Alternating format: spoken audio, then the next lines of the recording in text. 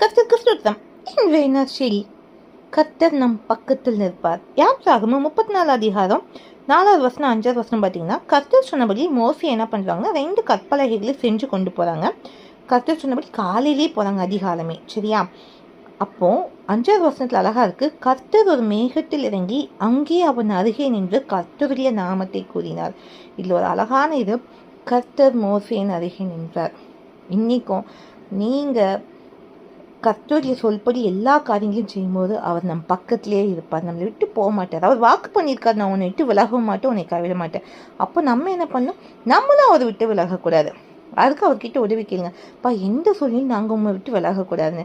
எப்படி மோசி பக்கத்தில் நின்னீங்களோ, அப்பா எங்கள் பக்கத்தில் இருங்க. எப்படி மோசியுடைய வார்த்தை கேட்டாங்களோ அதேபடி நாங்கள் எங்களுக்கு உதவி செய்யுங்கன்னு சொல்லும் போது பரிசுத்தாவினர் நம்மளுக்கு உதவி செய்வார். அதனால கர்த்தர் நம் பக்கத்தில் இருக்கிறார். அதனால சங்கீதக்காரன் அழகா சொல்றாங்க, கர்த்தரின் பட்சத்தில் இருக்கிறார், நான் பயப்படேன், மனுஷனுக்கு என்ன செய்வான்ட்டு. இன்னைக்கு இந்த தைரியம் நம்மளுக்கு வேணும். கர்த்தர் நம் பட்சத்தில் இருக்கிறார், கவலைப்படாதீங்க. அவருடைய சித்தத்தின்படி செய்து வாழுங்க. இதுவே இன்றைய நற்செய்தி. எனக்கு மட்டும்